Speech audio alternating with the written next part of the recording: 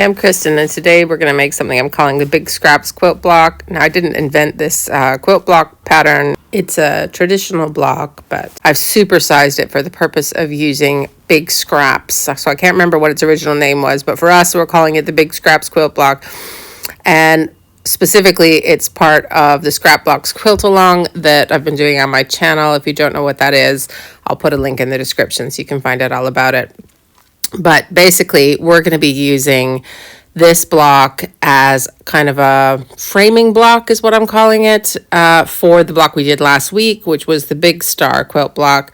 So if you're doing the row layout of the Scrap Blocks quilt along, this is the last block, the last ever block of the quilt along, and it goes on either side of the Big Star block that we did last week.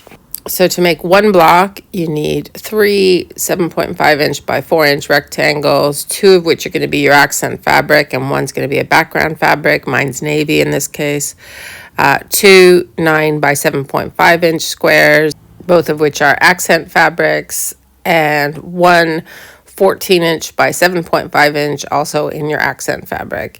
And then 2 20.5 inch by 4 inch background fabrics, but you can make that a bit longer, and I'll explain that. So it could be like 21.5.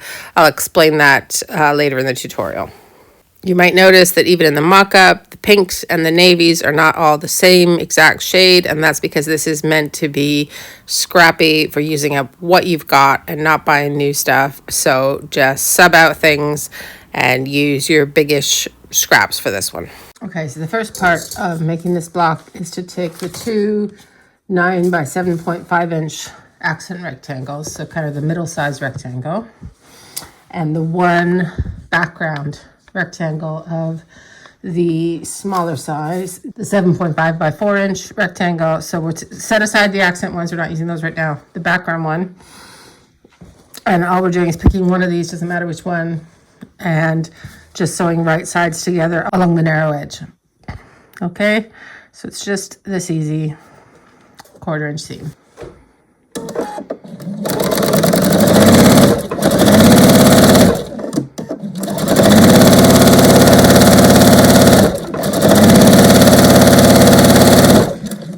Okay, now in reality you would probably chain piece the next section next, but I don't want to confuse you, so I'm going to cut threads here and join the other rectangle so we can just do that first section of the block here.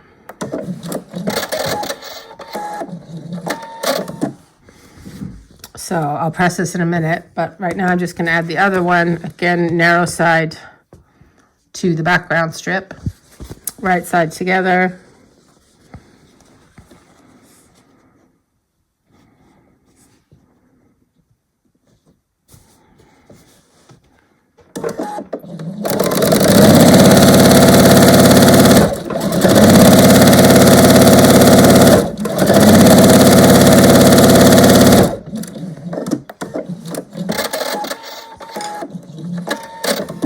Okay, so that, let me hold this up, is our first sort of section. So I'm going to press that, but then we'll do the next section, and then it's just joining with those long strips. So it's super quick and easy. Okay, so I've set that piece aside, and now I have my the one large rectangle, which is 14 inches by 7.5 inches.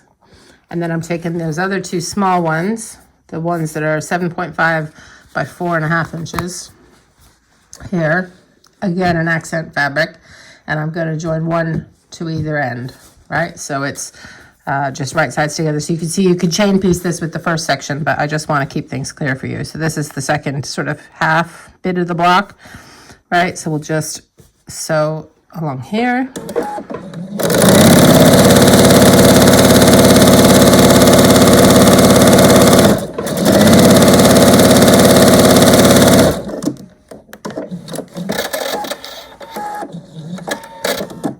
And that's that joint, but I'm going to flip it around to the other end of that big rectangle and join my other accent triangle.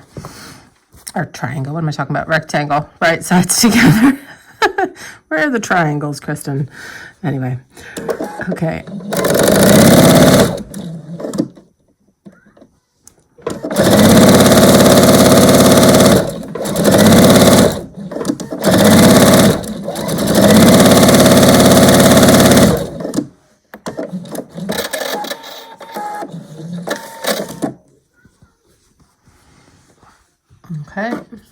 there is that long one. So again, I'm going to press that, and then we'll just join the whole block basically. Okay, so these are our 2 sections that we just sewed. And then these are our 2 strips. So they would go kind of like this essentially, right? The only thing is these 2 sections, when they're pieced like this, measure about 21 inches and a bit, not even quite a quarter. And the block is meant to be 20.5 inches once we've trimmed it up, right? So I've said to cut these strips at 20.5 inches long. So what I've been doing is folding them in half, right? And then fold this section in half, and then I'm joining the middle mark. Now, if you don't want to fuss with joining the middle mark, you can make these background long strips 21 and a bit, so 21 inches and a quarter, and then you don't have to worry about joining the middle. So it's kind of your choice. You can make these strips a little bit longer, or you can do what I'm going to do, which is just match the middles here. So I'm going to go ahead and fold this one in half and this one in half, and then what I'm doing, I've got a little crease mark. I'm going to try to sew right sides together, joining those 2 middle marks, so that when I trim down to 20 and a half, I'm getting the same amount sort of locked off on either end. You know what I mean? I'm not short with my background strip in the middle. And I would do the same for these 2. So fold it and then sew it right sides together. And then we're going to join the 2 halves of the block. So it's still pretty simple, but if you want to skip this folding bit, just make your strips a bit longer, the background ones. Okay? So the reason I didn't make the pink, well, in my case, pink accent rectangles a little bit shorter in the original measurements is because you would have had really funny decimal points to be cutting. So like 9.4 inch or 9.35 inch or whatever it would have been, right? Which is just a bit fiddly and annoying. So I would rather just make that section that tiny bit bigger than we need and then trim it down. And it just gives us that little bit of leeway as well. So that's why you've got the option of either making your background strips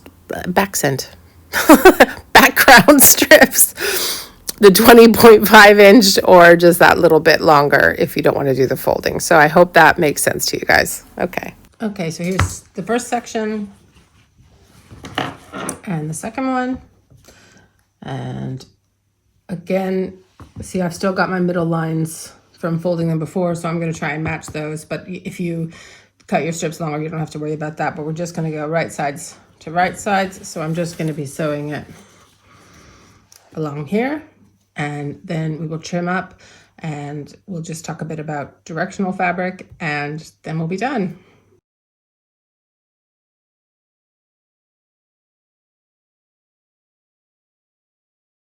Okay, so here's the finished block, and it's a bit bigger than our 20.5 inches.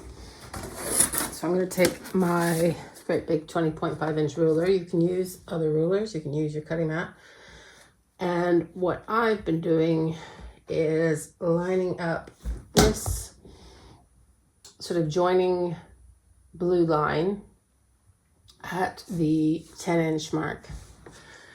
And obviously also getting the top of the blue there, and then just trying to make sure that the lines of these background strips are just on a straight line to make sure I'm straight, if that makes sense. So that's how I've been doing it, but really it doesn't matter too much as long as you're getting the right size. Here is the other one that I did. So you can see that blue is on the 10-inch there. So I'm going to trim this one up. I'm just trimming all the way around. That's it.